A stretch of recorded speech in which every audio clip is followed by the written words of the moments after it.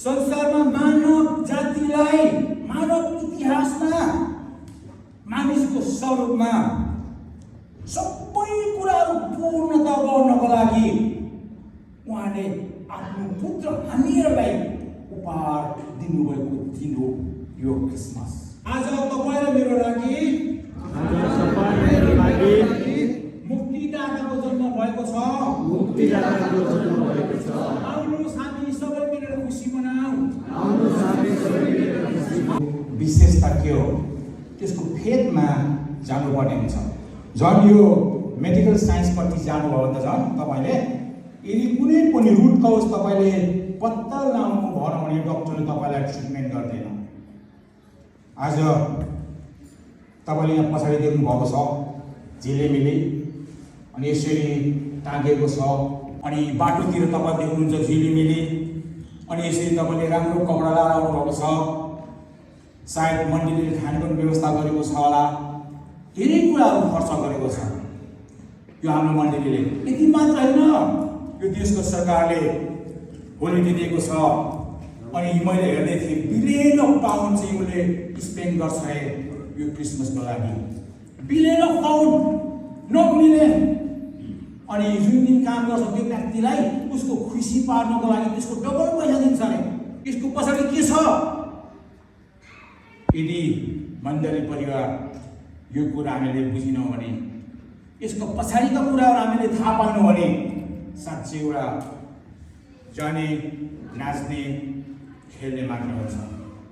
जति आज मण्डलीमा आएका छौँ नि यो कुरा तपाईँले मैले बुझेर जानुपर्छ अनि यसलाई तपाईँले मैले फलो गर्नुपर्छ। नत्र भने हरेक वर्ष आउँछ 25 डिसेम्बर मण्डलीमा गयो अनि सेलिब्रेट गर्यो, नाच्यो अनि इन्जोय गर्यो अनि घर पुग्यो, फेरि अर्को वर्ष 25 यस्तै गरेर संसारिक दिमाग मात्रै जानेछ।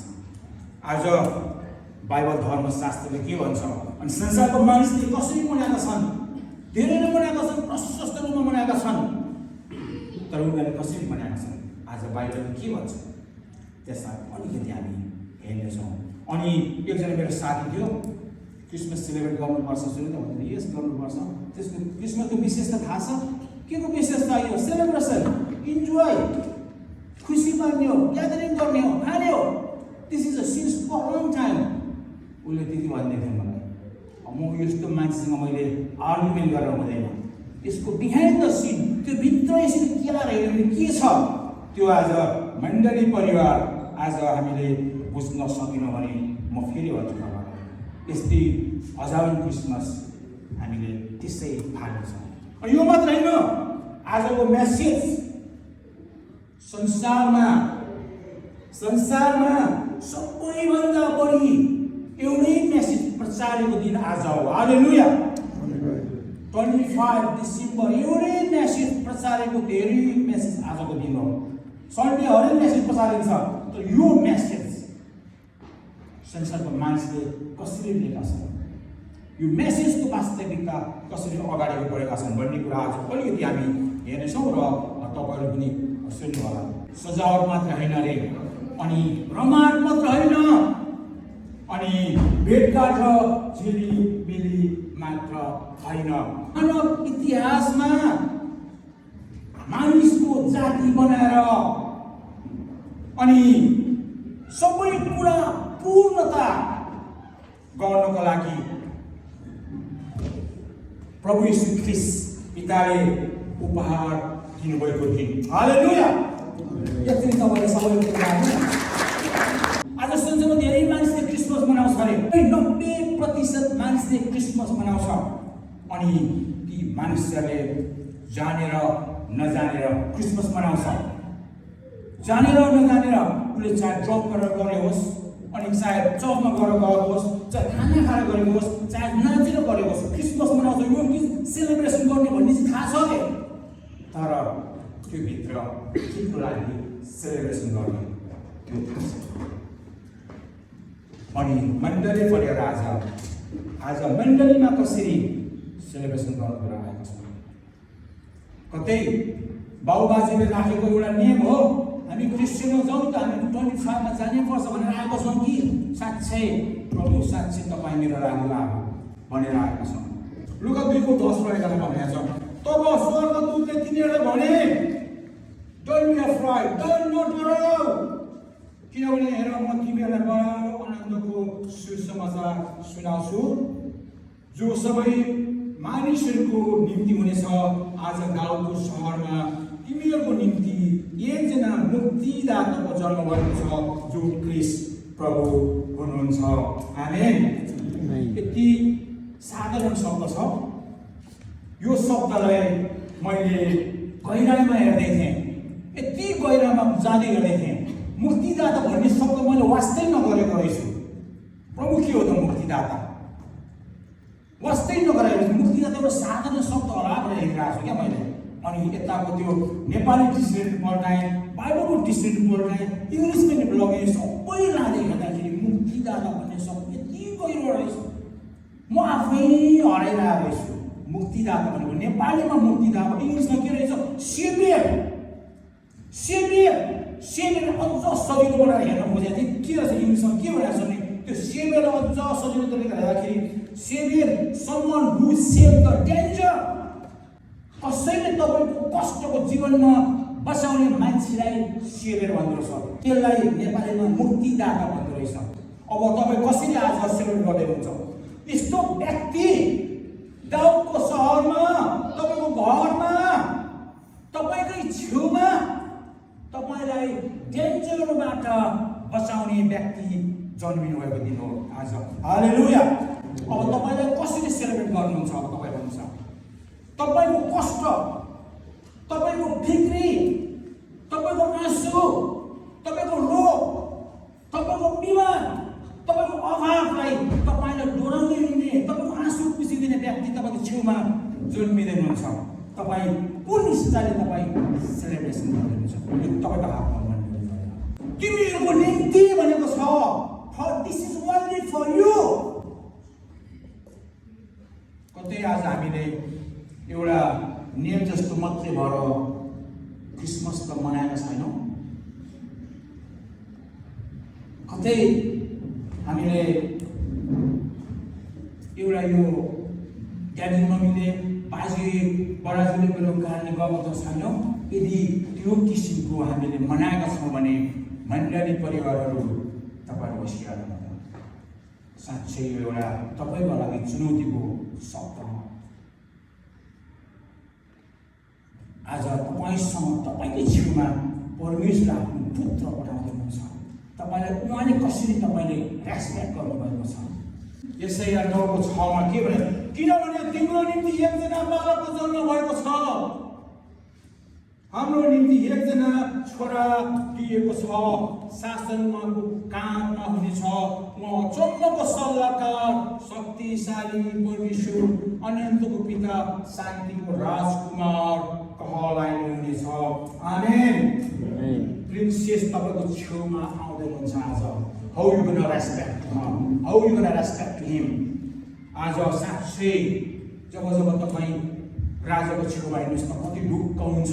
तपाईँ एउटा राजाको छेउमा हिँड्नुहोस् त तपाईँ आफैलाई कति आनन्द हुन्छ। म त I am with the king, I am with the prince, I am with big man. आज त्योसँग त्यस्तो व्यक्ति आज तपाईँको छेउमा आउनुहुन्छ। अनि उहाँले हामीलाई पापबाट मुक्त आनन्दको आशामा उहाँले तान्नुहुन्छ। अनि परमेश्वरले स्वतन्त्र खुसी, मान्छेले एउटा किसिमको दन्त्य कथा हो भन्न पनि सक्छौँ। तर यदि यो हामीले सोचेको छ भने अहिले राइट नाउ तपाईँले डिसाइड गर्नुपर्छ। प्रभु यीशु तपाईँले मेरो विचारमा जन्मेको होइन, यति सजिलो जन्मेको होइन। तपाईँले मेरो छोटो माइन्डले यसलाई क्याप्चर गर्न हामी सक्दैनौँ के हो। उहाँपछि धेरै वर्ष पहिलाको योजना थियो। धेरै मानिसले अगमवक्ताले बोल्नुभएको थियो। झन् यसैया अगमवक्ताले त यसैयाको त नाम काढेर बोलिदिनु भएको थियो। किनकि म धेरै समय सेपको लागि तपाईँलाई सेपको लागि म भनिनँ। यसैया 7:14 त झन् उहाँले के भन्नुभएको थियो? त्यो बेला पुरा यसैया आफ्नो काममा हिँडिरहेको बेलामा आफ्नो आफ्नो पुरै त्यो बेलाको 700 वर्ष अगाडि चाहिँ जन्मिनुभन्दा 725-26 वर्ष अगाडि चाहिँ उहाँ चाहिँ आफ्नो काम भइने बेलामा त्यो बेलाको सबै काम गरिरहेको बेलामा अचानक यसै अब मतलब के भयो अब साँच्चै इजरायलमा के मान्छे जन्मिँदैछ त्यस्तो मान्छेले चाहिँ त्यो व्यक्तिहरूलाई सबै पापबाट मुक्त गर्दैछ भने 700 वर्ष अगाडि भनिदिएको होला यो तपाईँलाई मेरो एकछिनको योजनामा चाहियो भनेर परमेश्वरले पठाएको पनि होइन पुरा प्रिपरेसन पुरा प्लान पुरा योजनाबद्ध रूपमा आउनुभएको दिन हो आज त्यसैले यो दिनलाई छुट्याएको दिन यो दिनलाई चिनेन भने अलमोस्ट मान्छेले केही चिन्दैन मण्डली परिवार त्यसैले गर्दाखेरि त्यति मात्र होइन जुन मिकाले त भनेको छ मिका 5:2 मा त भनेको छ उहाँले त भने यो भन्नुभएको ठाउँ पनि पत्ता लगाइदिनु भएको छ उहाँले झन् है बेथलेहममा यस्तो व्यक्ति जन्मिँदैछ जुन व्यक्तिले परमेश्वरको सबै अधिकार दिएर त्यो व्यक्तिले हरेक मानिसको पापहरू मुक्त गरिदिनुहुन्छ भनेर झन् मिकाले त पुरै पहिले भनिदिएको छ खुसी पनि भएको छ त्यो बेला त्यसैले यो साधारण योजनामा परमेश्वरको जन्म भएको होइन यो त्यसैले गर्दाखेरि आज कुन किसिमको सेलिब्रेसन गर्दैछौँ आज साँच्चै उहाँले हामीलाई त्यस्तो व्यक्ति त्यस्तो पर्सनल त्यस्तो प्रिन्सेस त्यस्तो किङ हामीलाई उपहार दिनुभएको कारणले मात्र सेलिब्रेसन गरेका छौँ नत्र भने हेर्नुहोस् यो देशको सरकारले इभन यो तपाईँले ट्रस्ट गर्नुहुन्न भने किन यस्तो देशको सरकारले हरेक व्यक्तिको दिमागमा छ बिलियन खर्च गरेर यसलाई सेलिब्रेसन गर्दैछ बिलियन तर मानिसहरूले बुझेका छैन त्यसैले मान्छेले बोलेर आज हामी कुन तरिकाले परमेश्वरको योजनामा हिँड्छ त्यस्तै म भन्छु तपाईँले फेरि किन परमेश्वर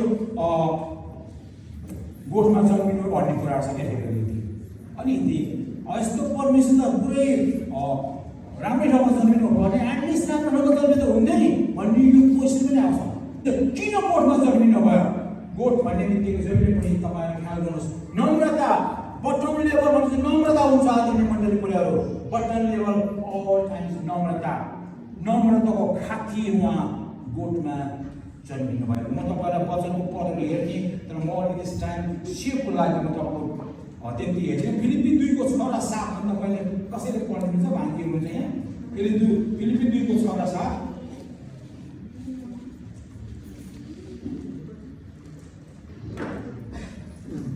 म पढेँ तपाईँले छोड्नुहोस् अहिले फिलिपी 2:6 र 7 मा के भनेको छ भने परमेश्वरको स्वरूपमा भएर पनि उहाँले परमेश्वरको बराबरी हुने कुरालाई एउटा पक्रिराख्ने वस्तु जस्तो ठान्नु भएन तर आफैलाई रित्ताइकन कमरको रूप धारण गरेर तथा मनुष्य भएर जन्मिनु भयो हालेलुया आमेन परमेश्वरले चाहनुभएको के गर्नुहुन्थ्यो कसरी आउनुहुन्थ्यो जसरी पनि उहाँ जन्मिनुहुन्थ्यो तर तपाईँ र मलाई त्यो प्रेम सबैमा बराबरी एउटै मनको न ठुलो न सानो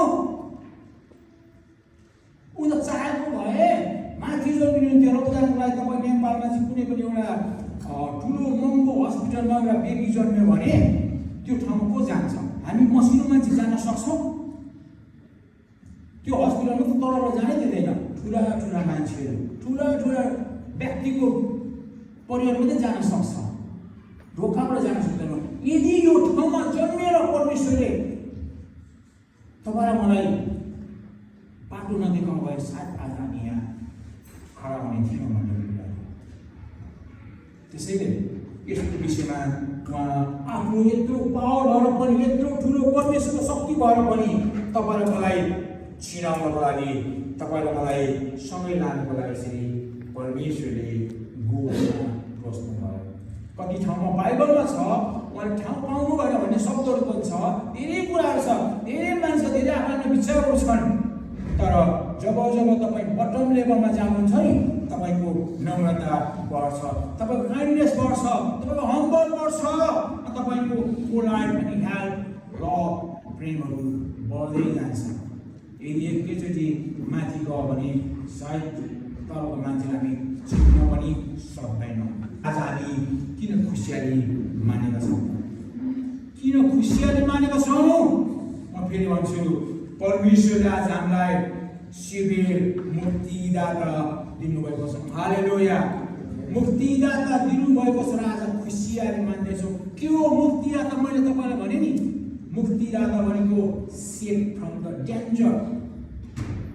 त्यस्तो डेन्जरबाट हामीलाई बचाउने व्यक्ति दिएको कारणले आज हामी खुसियाली मान्दैछौँ। अनि आज हामीलाई के दिनुभएको छ?